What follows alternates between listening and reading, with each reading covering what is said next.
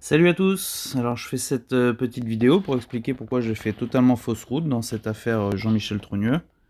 Cela fait environ un mois que j'ai démarré cette contre-enquête et en y réfléchissant, j'aurais jamais dû m'y plonger. Alors pour ceux qui débarquent, je vais vous faire un petit résumé. En septembre dernier, la revue Faits et Documents sur son numéro 501 consacré à Brigitte Macron et pose pour la première fois la question « Et si c'est un homme ?» Cette prétendue enquête, menée en collaboration avec une femme nommée Natacha Ray, vise en fait à alimenter une théorie assez complexe.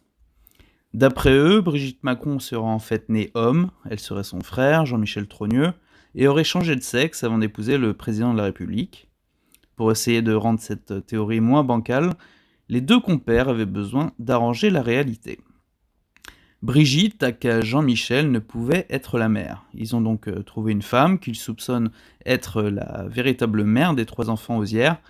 Il s'agit de Catherine Osière, née au Doigt. Le premier mari de Brigitte Macron, André Osière, n'aurait lui jamais existé et serait une légende créée par les services de renseignement. On en vient à ma première erreur dans cette affaire. J'ai attendu plusieurs jours histoire de voir ce que les journalistes allaient dire de cette histoire, et tous les articles qui sortaient ne s'intéressaient qu'aux émetteurs de la théorie en les traitant de complotistes, d'antisémites ou encore de transphobes. Autant dire que ces attaques ad hominem, sans même parler même de leur fondement, justifié ou non, glissaient sur les défenseurs de la théorie Jean-Michel Trogneux, comme l'eau sur les plumes d'un canard. Je me suis alors dit qu'il fallait répondre à cette théorie par des arguments objectifs, des faits et des documents en somme, pour répondre à des questions et des théories. J'ai cru qu'il était possible de rationaliser un débat irrationnel, et je me suis donc lancé dans cette contre-enquête sans fin pour répondre à tous les éléments avancés par les partisans de cette théorie, comme si ceux-ci étaient véritablement intéressés par ce qu'on peut appeler la vérité. J'ai été profondément naïf, et voilà en quoi je me suis complètement trompé. Alors voilà la liste de quelques documents et éléments que j'ai pu obtenir ou relever au cours de cette enquête avec Paul-Éric Bloru. On a retrouvé l'acte de naissance de Jean-Michel Trogneux, l'acte de naissance de Brigitte Trogneux, l'acte de naissance d'André Osière, l'acte de décès d'André Osière, ou encore même l'acte de mariage de Jean-Michel Trogneux, son premier mariage qui est co-signé par Brigitte Trogneux, qui a été donc le témoin de Jean-Michel Trogneux.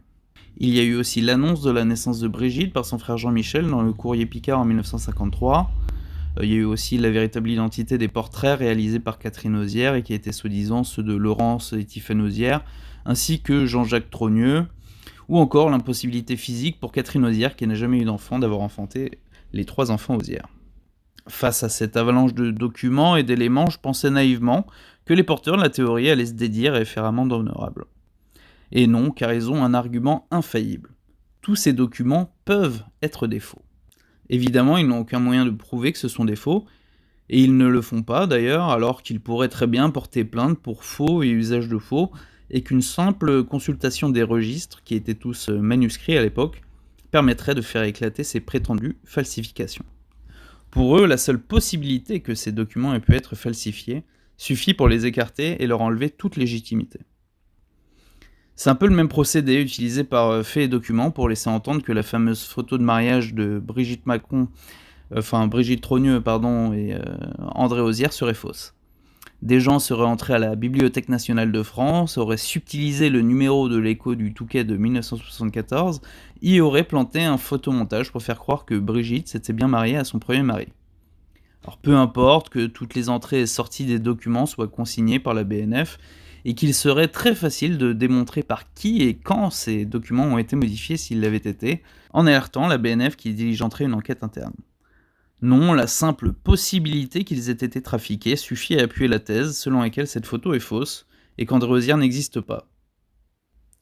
Le point culminant de la négation de la réalité de nos découvertes est arrivé à partir du moment où nous avons fait identifier la photo de Jean-Michel Trogneux lors de la passation de pouvoir entre Macron et Hollande.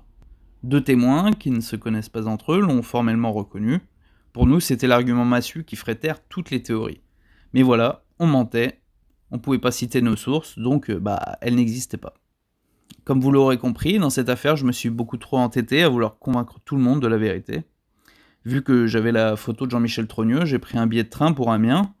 J'avais l'intime conviction que ni Ray ni Poussard ne s'étaient rendus sur place pour faire un travail de terrain, et que seul ce travail pouvait apporter une réponse définitive aux questions qu'ils posaient. À Amiens, j'ai pu faire identifier Jean-Michel Trogneux par un commerçant du quartier où il habite, et puis surtout, j'ai fini par sonner chez lui et le voir en chair et en os.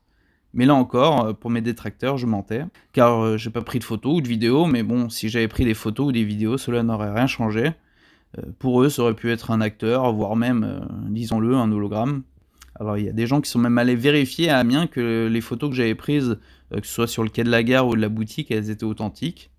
Des gens pensaient même que je m'étais jamais rendu sur place. Alors j'ai mis à la disposition de mes détracteurs mes images, comportant, toutes les métadonnées qui sont, infalsifiables, mais peu importait, je mentais, je dérangeais la réalité qu'ils s'étaient créée.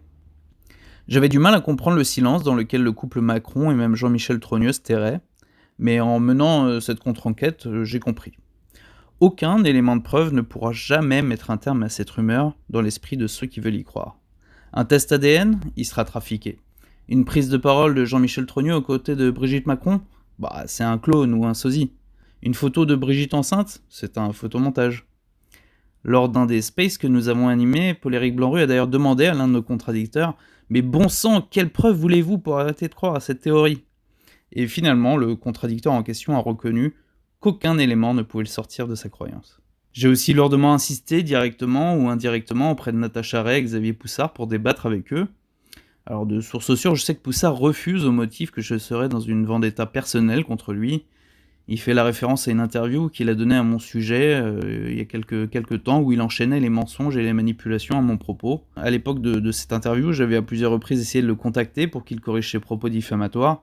J'avais même appelé la librairie pour tout expliquer à Vincent, mais les corrections ne sont jamais venues, et je parle même pas des excuses. Donc effectivement, vu que je savais que Poussard pouvait dire absolument n'importe quoi à mon propos, je me suis dit qu'il faisait probablement la même chose concernant la prétendue transsexualité de Brigitte Macron. Tous les faits et documents que j'ai pu découvrir par la suite m'ont d'ailleurs donné raison. Poussard l'a dit, il a ouvert une porte et a peur de ce qui peut se trouver derrière, mais ce dont il a peur, c'est de découvrir qu'il s'est trompé sur toute la ligne. Natacha Ray, de son côté, laisse entendre que je chercherais à la pousser au suicide ou je ne sais quoi.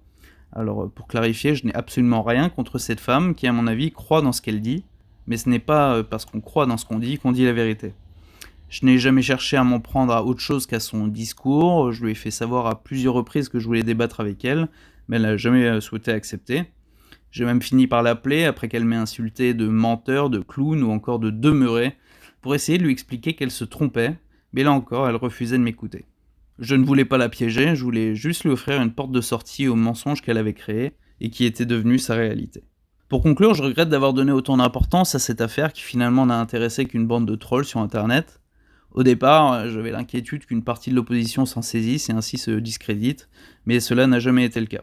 Cela aura finalement été très enrichissant au niveau des techniques d'enquête journalistique, j'aurais appris plein de choses sur les démarches à effectuer, et ça m'a même donné le goût de la généalogie. Pour le reste, je reste tout de même convaincu que cette théorie peut donner matière à un sociologue pour étudier comment les rumeurs se créent et se diffusent, et évaluer à quel point la rationalité ne peut avoir aucun impact sur les adeptes de ces thèses. Alors, sauf événement important, cette vidéo sera ma dernière publication sur le sujet. Je commence un nouveau job la semaine prochaine et je vais me concentrer sur des sujets beaucoup plus intéressants et surtout beaucoup plus utiles. Alors je vous dis merci à tous et je vous dis à bientôt pour de nouvelles aventures.